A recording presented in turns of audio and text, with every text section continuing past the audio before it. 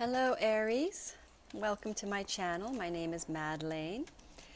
I am happy to put these videos out and help do my part to help raise the energies and help people stay out of fear energy and to help process what's going on astrologically, to help align you with what's going on astrologically so that you understand it and that you process these changes that we are all going through right now, or the world is going through.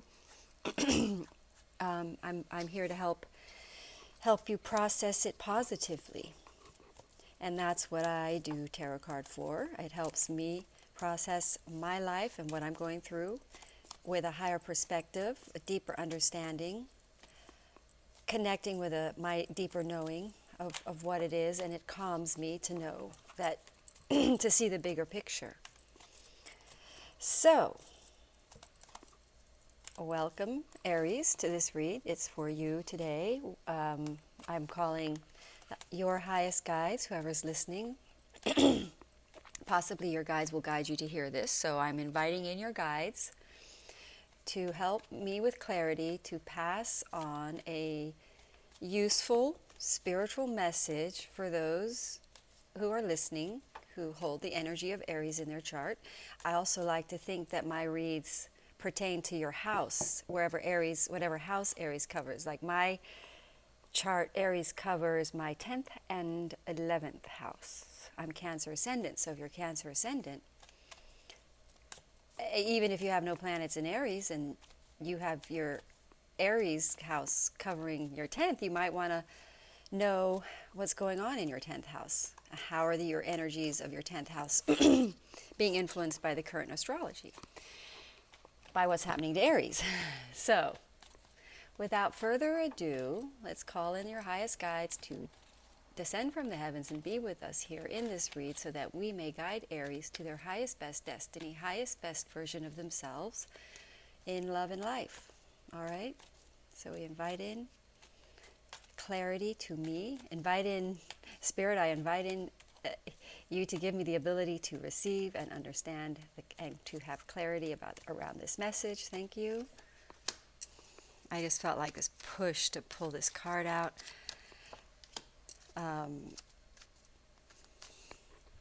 I usually cut the deck, but it was just like ready. The cards were ready to talk. Okay. That's the Aries card right here, hitting in the third spot. That represents divine wisdom, the thought that the divine wants you to hold, the higher thought around this situation. So the first card is always the situation. That's what's to be talked about. This is the mentality, the thought that the Aries is holding around this. This is what the divine wants you to shift into thinking. And this is sort of an outcome card and a wild card for my... And then we're going to do the heart space for this read, which is in this spot. I like to teach tarot divination because honestly, I don't know where I'd be without it for me, so it really helps me on my spiritual progress. It really does. It helps me avoid conflict. It helps me make the right decisions financially. It's not perfect. I'm getting better at it, but mostly it helps me from falling on my face. All right. Now, that's the heart space, head-heart alignment, what the divine wants you to think. Now, this is the feeling section. This is the thinking, what the divine wants you to think. So the divine wants you to feel at peace. That's the Four of Swords, around something that has been burdening. This looks like a little bit of a love read. Let's take it down all the way. Oop, that's my secret card. That means I have twin flames watching this read. If I have a twin flame or several twin flames watching, Spirit's probably going to guide you to this message. So let's have a looky-loos. It's fun. I have the secret card because I do a lot of reads. I'm a professional tarot reader, and I know most of the times, not all the times, but most of the time I'm getting reads for romance because love and romance is the thing that mostly drops our frequency, and the cards want us to raise our frequency. Now, if you're on the twin flame journey, this journey is a very challenging journey that tends to drop our frequencies, and the divine really wants to come through in the reads to help twin flames raise their frequency so they can align with union. So if I'm being given a twin flame read, that's my secret card. Oh, but when I'm out in the field giving reads, because I give reads wherever I go, I give reads in coffee shops, I'm a light worker, I'm here to raise the vibrations, to help align people to their true destiny, because their true destiny is going to save the planet. So that's my part in helping to save the planet. And I always say yes. If you can't afford it, I still find a way to give you the read. And most of the times, some of these random strangers that come to me for reads are twin flames. And that's why I put this card in here. So anyway, I'm going to help you with that. If you are a twin flame, if you're not a twin flame, that's okay. This can represent inner divine union of your dual energies. So inner harmony. Okay? All right, let's go with it. I'm going to say, Aries, you're coming out of this. We're starting into this. I don't know. Are we going to talk about this? Let's talk about the astrology right now. Actually, that's a good point. So Aries has Mercury starting to go into retrograde. It's in Scorpio, so that's going to be for Aries in the 8th house. So that might be kind of tough. But that might be a little bit hard, because that's the 8th house, which is transformations, purging deep fears, and this is going back. So Aries might be going back and looking and clearing some deep fears around career, because we have Pluto in the 10th house in Capricorn for Aries ascendant, around careers, but we're also looking at relationships in this read. Okay, so I could linger on that for a long time, but let's read the cards. Okay, so something is becoming very emotionally balanced for the Aries. This is starting off in a very good energy as far as balance, and then we're ending with this sort of freedom and this beautiful sun with a future. We will talk about the Three of Swords peeking out. I kind of want to hide it, but I feel like it needs to be talked about, so we're going to talk about it. But we'll get to that in a minute. But for Aries, there's this balance. There's a sense of balance in their life. There's a sense of forward motion going on, steady keel. Then we get to the thinking section, where we have the Queen of Pentacles out of alignment. They have realized, they have made choices, Aries, to be out of alignment regarding either how to make money or since this is a love read, possibly other relationships with the people that weren't right for them because they were based on material or superficial qualities. This was burdening the heart of the Aries. It was really troubling. It's been challenging for Aries to be so, I want to say, exterior mind focused or externalized, but there's a balance here. The Aries don't have to be totally in the heart and totally not concerned about the material. It's just that the Aries is now realizing that there needs to be a balance of the two forces, because we get this Knight of Cups. I can do long reads on just 4 cups, but we get the Knight on the Cups. There's this balance going forward where just the Aries is starting to understand how to be themselves. If I'm hitting the Emperor in what the divine wants you to know in the 3rd spot of the read, that you need to be you, at peace with who you are, align with a divine creative inspiration to have a very massive change. Now we have this Mercury in retrograde, so that's what we want to ask about in the Scorpionic house. That means it's going to hit Aries in their 8th house. So that's going to be purging. That's going to be some massive emotional, because we're coming into changing, so we're talking about some emotional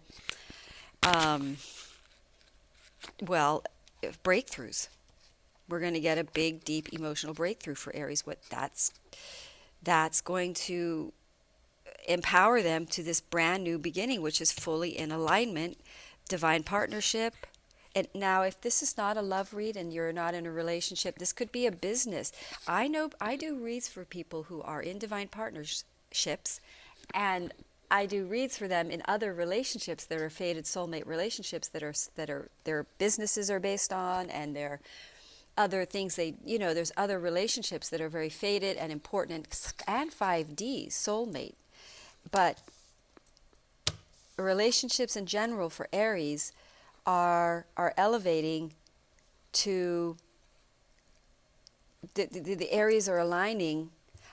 Aries have been doing this for a while, because I've been seeing this in their reads for a while, but it seems as though there's, at this point, the Aries energy is harmonically deeply aligned at the state that this is literally going to initiate this brand new beginning. So wherever the Aries have been conflicted, there's an acknowledgement to the soul of the Aries that they need adventure and fun and heart, and to stop motivating from finance, and to motivate from a sense of freedom, the Knight of Wands, the Sun, boom. Because this is why they've been so conflicted, because they've been in their head, and they've sought too much cooperation, or they cooperated with the wrong energy that threw them out of alignment with true heart-centered relationships that are also possibly work. So in other words, the Aries have not gone with their heart enough, their deeper intuitions about things. And I think this is a period where they are. And because of that, it's going to cause a really big shift. Because the Aries is more balanced now. They're coming into this period of Mercury retrograde with a sort of emotional balance. In the 8th houses, we got all this going on in the 8th house. So I think what's going to happen for Aries is they're going to be very balanced coming into this. But as they make this shift, it's going to bring forth a fear that's prevented them from doing this. It's going to bring them into a deep conscious awareness of the fears that caused the conflict, that caused the heartbreak. Now being pulled to this, that is being freed in order to initiate this new beginning of union, of harmonic union. So the Aries are clearing the burden, because the heart burdens them when they don't operate from head. When they operate too much from the head space, the weight of their heart becomes very heavy, and they figure out they need to follow their heart. They need to go into union. It's too much of a weight to work against for Aries.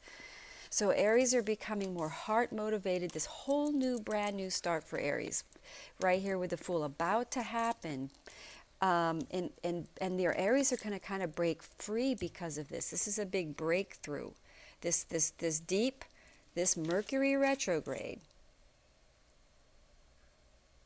in Scorpio for Aries in the 8th house, and with this scorpionic new moon we just had in the 8th house, is going to really do some shifting for Aries. I mean, really aligning Aries with,